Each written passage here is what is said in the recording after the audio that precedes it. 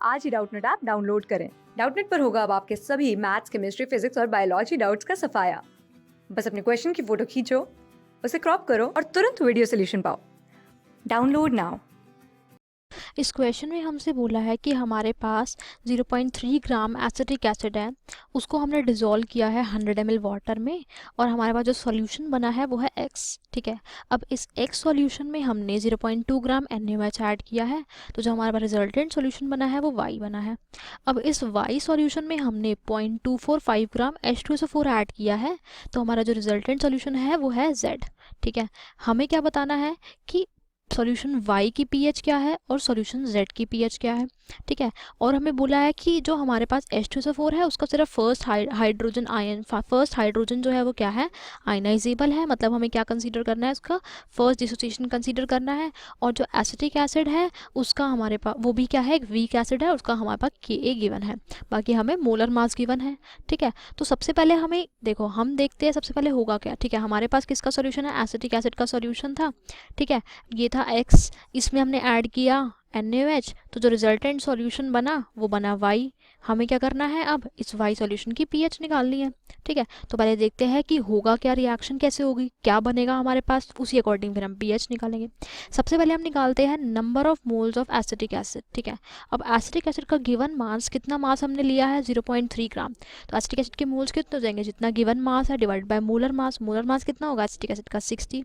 ठीक है, तो जो नंबर ऑफ मोल्स आएंगे वो आएंगे 5 × 10⁻³ ठीक है, अब हम निकालते हैं number of moles of NaOH। NaOH का गिवन मास है हमारे पास कितना, 0.2 ग्राम। ठीक है, और इसका मोलर मास कितना होता है 40, तो इसके जो नंबर ऑफ मोल्स आएंगे वो भी आएंगे 5 × 10⁻³ ठीक है, अब हम निकालते हैं number of moles of H2SO4।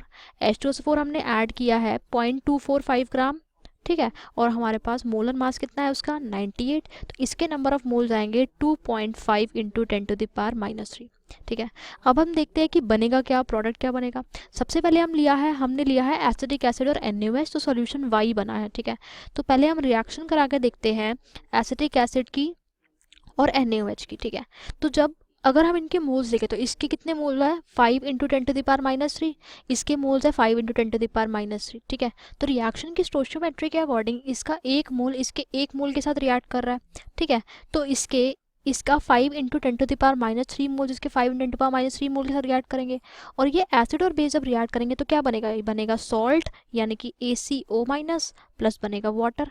ठीक है, अब इसका खत्म हो जाएगा, इसके भी खत्म हो जाएंगे, और ये जो बनेगा इसके कितने मोल्स बनेंगे 5 × 10⁻³ मोल्स। यानी कि सॉल्यूशन में जब इन दोनों की रिएक्शन हुई तो सॉल्यूशन y में हमारे पास क्या प्रेजेंट है, एसिटेट आयंस प्रेजेंट है, और हमें क्या करना है, इसी की pH निकालनी है। ठीक है, तो ये क्या बन रहा है, एक सॉल्ट, और सॉल्यूशन में हमारे पास क्या प्रेजेंट है, वाटर भी प्रेजेंट है। तो क्या होगा, इस सॉल्ट की क्या होगी, हाइड्रोलिसिस होगी। क्या होगी, हाइड्रोलिसिस होगी।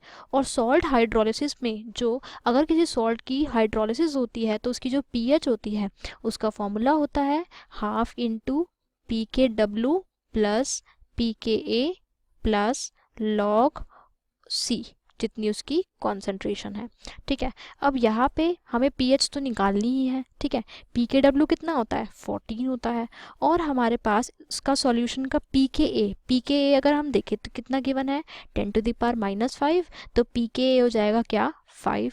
ठीक है, और कॉन्सेंट्रेशन क्या होगी, number of moles of salt divided by volume. ठीक है, अब यहाँ पे नंबर ऑफ मोल्स कितने हैं 5 × 10⁻³ और वॉल्यूम अगर हम देखें तो वॉल्यूम कितना लिया था हमने 100 ml लिया था यहाँ पे। ठीक है, तो 100 ml हमने लिया था। ठीक है, तो 100 ml यानी कि कितने लीटर हो गया, 0.1 लीटर हो गया।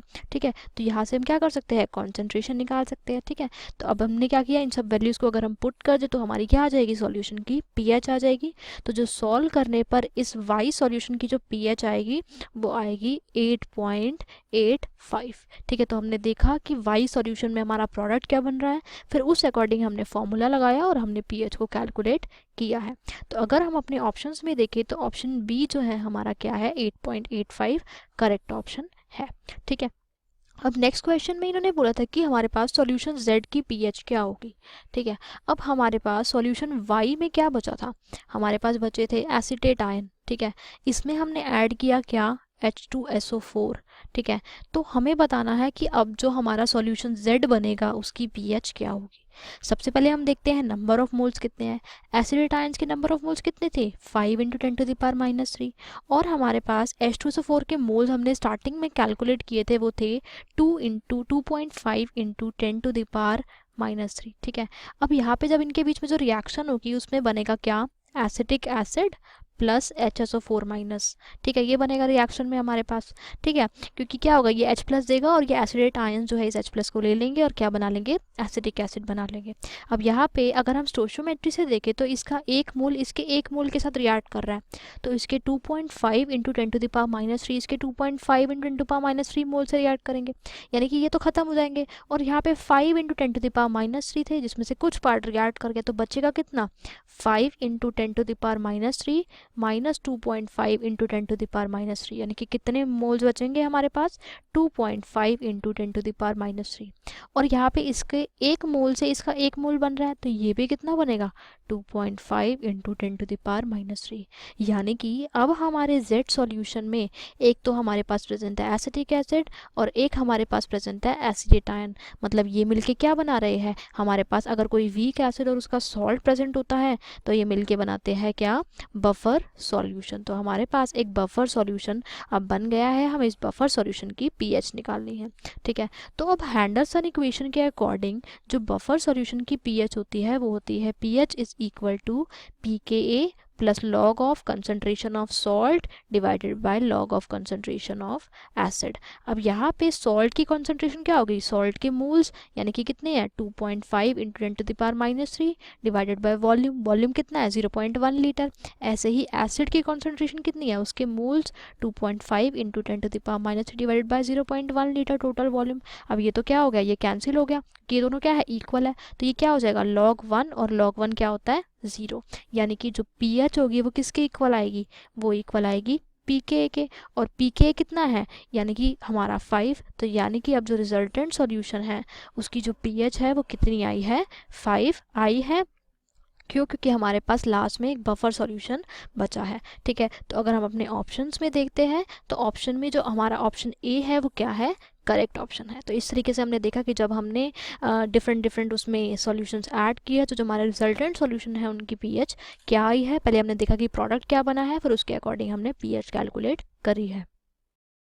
क्लास 6 से 12 से लेके नीट, IIT, JEE मेंस और एडवांस के लेवल तक 10 मिलियन से ज़्यादा स्टूडेंट्स का भरोसा।